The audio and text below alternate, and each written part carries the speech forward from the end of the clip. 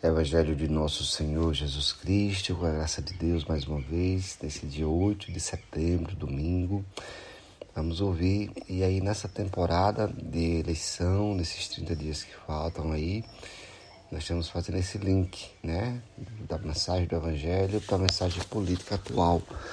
E assim, quero dizer a você que está ouvindo pela primeira vez, ou a você que já veio ouvindo, que me sinto preparado para conversar referente, tendo em vista que 15, 16 anos da minha vida passei no meio da política, alinhado, buscando sempre que pudesse ela cumprir sua função social, de colaborar com sistemas, com meios, com projetos que viessem ajudar a toda a existência a poder aperfeiçoar-se, a progredir nas suas melhores condições de vida.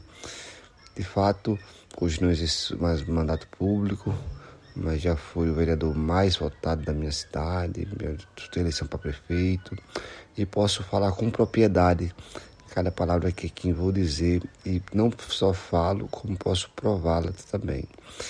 Portanto, o intuito é de fazer esse link entre o Evangelho e a política, as eleições desse ano, para buscar esclarecer melhor vocês, cidadãos, como devem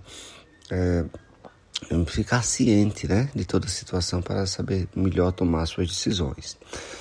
Mas a base é a nossa leitura do Evangelho. Então vamos iniciar e ver o que é que diz a mensagem de hoje, segundo São Marcos. Naquele tempo, Jesus saiu de novo da região de Tiro, passou por Sidônia e continuou até o mar da Galileia, atravessando a região de Decápole. Trouxeram então um homem surdo que falava com dificuldade e pediram que Jesus lhe pusesse as mãos. Jesus afastou-se com o homem para fora da multidão e em seguida colocou-lhes o dedo nos ouvidos, cuspiu e com a sua saliva tocou a língua dele. Olhando para o céu, suspirou e disse: Áfata, que quer dizer abre-te. Imediatamente seus ouvidos se abriram e sua língua se soltou e ele começou a falar sem dificuldades. Jesus recomendou com insistência que ele não contasse a ninguém. Ele tem feito bem todas as coisas. Os surdos ouvem e os mudos falam. A palavra do Evangelho de hoje nos traz essa mensagem do milagre de Jesus Cristo. Mas o milagre está aí. Nós já ouvimos que o nome de Jesus Cristo, 2000 anos após, é lembrado por todos. Não só por seus milagres, mas por suas palavras de aperfeiçoamento, né? Dar sentido. Em outros evangelhos ele diz que veio para dar sentido à lei divina, e de fato. E o que é que nós vamos nos apegar para fazer esse link com o evangelho de hoje? Justamente o que Jesus fazia. Veja, o evangelho diz que ele estava no meio de uma multidão. Quando Jesus se encontrava na multidão, ele estava ali para ensinar, para conversar referente às coisas do mundo, linkando elas com as coisas de Deus, fazendo essa ligação. E aqui estamos nós também, para fazermos essa ligação entre a mensagem de Jesus Cristo e as coisas do mundo, né? O Evangelho. Veja, nós estamos num período e que, em outras palavras, nas leituras, por exemplo, Jesus nos pedia para que nós não fôssemos hipócritas, de darmos mal interpretação e a prática também negativa das nossas ações. Nesse momento em que muitos buscam a todo custo acessar o poder e o dinheiro da política. Eu tenho dito que nós temos 3 corpos, o físico, o mental e o espiritual. E infelizmente muitas vezes a gente só consegue acessar a um ou no máximo a 2. Ao corpo físico, na sua maioria das vezes, quando nos deixamos levar pelas luxúrias dos prazeres, né, físicos, carnais, e aí entramos em pecado porque não consideramos os outros 2 corpos. E aí eu te digo que o corpo físico ele pode sim ser ajustado, seja qualquer a situação que estejamos, ele está totalmente relacionado com o que nós pensamos, o nosso corpo mental. Tudo nasce primeiro aqui na Terra, na nossa mente, né? E cuidarmos dela para que ela esteja de forma saudável é importante. E tudo vai refletir na nossa alma. É como se ela fosse o depositório onde vai receber as consequências das nossas ações, dos nossos pensamentos, dos dois corpos, físicos e mental. Ou seja, dali vai sair a nossa saúde, ou dali vai sair os nossos problemas. E tudo está interligado. Portanto, é importante que hajamos com justiça, de forma correta, para que assim possamos ter acesso ao corpo, aos corpos e a uma vida plena. Por que eu disse isso? Como uma interpretação inicial para um entendimento sobre o que nós podemos alcançar como seres humanos. Bom, baseado nisso, o que nós podemos compreender é que nós estamos aqui em um mundo de aperfeiçoamento, né? A nossa missão é nos aperfeiçoar. A nossa missão é compreendermos esses três corpos para nos aperfeiçoar. E Jesus ensinava isso às multidões. Jesus nos ensinava que para isso nós precisávamos agir com verdade. Ensinou esse pilar, com justiça, esse outro pilar, e com amor, esse outro pilar. E intrínseco a isso, ele nos dava um pilar central, que está na palavra divina, que está na leitura, na ordem divina. E é o que Deus concedeu a todos nós, como um pilar central para sustentar e para resolver qualquer questão desses três pilares, da verdade, da justiça e do amor, que é o pilar do livre-arbítrio. Ou seja, só a verdade, só a justiça, só o amor, se o livre-arbítrio for respeitado. O livre-arbítrio as minhas ações não podem atingir negativamente ao próximo, né? Bom, baseado nisso, trazendo para as eleições, para a política, o que é que nós precisamos ter em nossa mente? Que qualquer ação que quebre esse livre-arbítrio, que saia da esfera da justiça, do amor e da verdade, nós devemos nos afastar. Se nós ficarmos, logo nós vamos estar corroborando para um sistema negativo, para um sistema não de aperfeiçoamento, mas para um sistema de pecado, de problemas, de destruição, de ganância, de poder, de corrupção. O que é que eu diria de forma mais simples, para que nós possamos compreender? Olha, na política existe uma metodologia utilizada, por exemplo, e muitos eleitores não sabem, né, que é do mapeamento dos votos. Existem sistemas, programas de computadores que podem fazer um paralelo entre o que está, né, em eleitores em todo o município, com as devidas sessões onde votam, né, a quantidade de votos naquela sessão. E existem políticos que têm acesso a esses programas.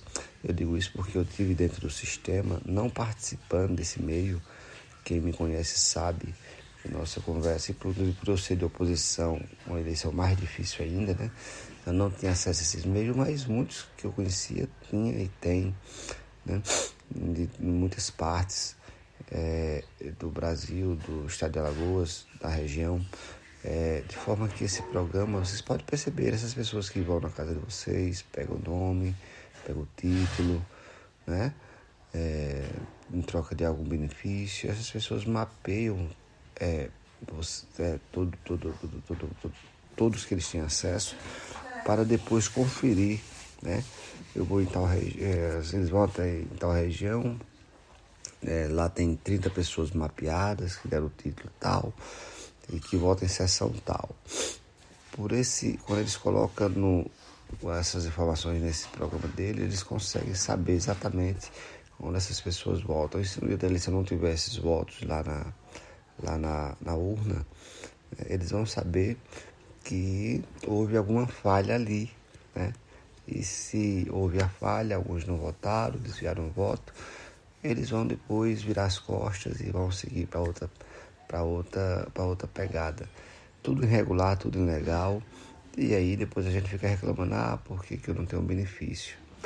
E o que é que eu digo a vocês? Se afaste desse tipo de política sem compromisso. Isso existe no estado todo. Isso é a cara da corrupção. Isso é a cara dos representantes que nós botamos no município e que nós depois, e que esses que nós botamos no município vão defender os outros para ir fazer essa mesma coisa lá em Brasília. Então, esse tipo de sistema que muitos utilizam, e aí faltando agora 30 dias para a eleição, vai ser um momento que eles já estão praticando tudo isso. O que é que eu diria a vocês, cidadãos, homens e mulheres, nossa juventude que está aí estudando para fazer um concurso público, para ter uma oportunidade de trabalho? Não existe desenvolvimento se essas mesmas pessoas continuarem acessando o poder. E se não tem outros com capacidade de fazer diferente, pois é porque o sistema é ruim. O sistema da política ele nasceu para ser fracassado, nasceu para ser desse jeito, nasceu para ser corrupto. Como que a gente pode reagir a isso? O nosso voto é justificado.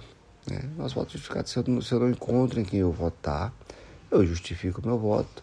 Uma quantidade alta de justificação vai mostrar que o sistema não está bom, que bons candidatos não estão tendo condições de entrar logo, porque o sistema é terrível, né?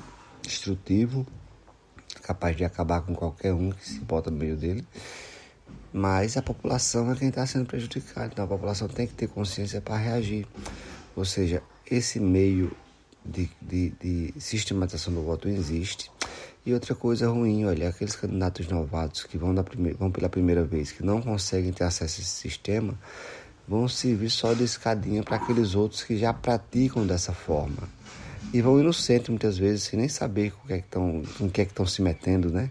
Aí depois perde a eleição, às vezes gasta o que não tem, porque tudo é com gasto, né? Você vai hoje para algum canto, você coloca combustível, você precisa mandar fazer sua planfetagem, você precisa de pessoas para lhe ajudar na caminhada. Ou seja, se você não estiver profissionalizado, meio que a política virou algo profissionalizado. Aqui e acolá entra um ou outro que consegue, sem ser por esses meios, é possível sim, mas pode ter certeza que quem já está no poder, na sua grande parte, utiliza de meios para fazer esse mapeamento e para continuar dessa forma. É importante sim que todos saibam, inclusive muitos candidatos que são candidatos que nem sabem que isso existe, né? Que existe esse programa que faz todo esse mapeamento e que existe toda uma fiscalização. Existe uma verdadeira máquina informal de pessoas que vão atrás de fiscalizar e fazer com que esses votos cheguem nas urnas. Aí o que é que eu digo a vocês? Se o cara está contando com 30 votos naquela urna e se não chega, só chega 20, ele não tem como saber quem foram os 10 que não votou. Mas ele tem como abandonar os 30, já que foram infiel. Né? E aí, por isso, depois os eleitores ficam reclamando. Mas fulano não faz nada, não cumpriu com os compromissos. Porque fulano esperava 30, só saiu 20. Como ele não sabe quem foi exatamente, aí ele prefere abandonar tudo e ir para outro canto. Muitas vezes acontece isso. Ou então ficar só com um ou outro que seja mais certo, os outros deixar para lá, os incertos. Ou seja, é uma verdadeira máquina de corrupção. E quem faz essa prática aí, o resultado depois, né, uma eleição cara, e depois precisam se vender para outros políticos corruptos também, que vai fazer as mesmas coisas em diversas eleições seguintes. E aí a sociedade tem que escolher se quer continuar com esse tipo de política ou se quer ter o voto da manifestação de que não está contente, a justificação do voto. Lá, perto no justifica, confirma, tchau, resolvido o problema. É uma solução, mas quando eu tenho um candidato que eu acho que é uma pessoa de bem, que eu acredito nele, que tem boas propostas, que tem uma vida pregressa ajustada, que não é uma pessoa que desenvolve nenhuma maldade em seu coração, que é uma pessoa que tem propósito realmente de ajudar a desenvolver a sociedade. Se você tem esse candidato, se esse candidato tem demonstrado todas essas características e tem essa disponibilidade de estar nesse meio e que tem a força de não se corromper e que tem a força de ter posição para trazer os projetos, trazer desenvolvimento, vote. Se você tem, vote. A gente sabe que dentro de 100%, 5%, 10% pode escapar com essas características. Você vê como o sistema é terrível, porque o eleitor continua votando. Nós eleitores, e aí eu quero me incluir, continuamos a alimentar. Eu não alimento, né? Eu penso bem no meu voto, onde é que eu vou colocar. mas o sistema continua a ser alimentado. Enquanto ele for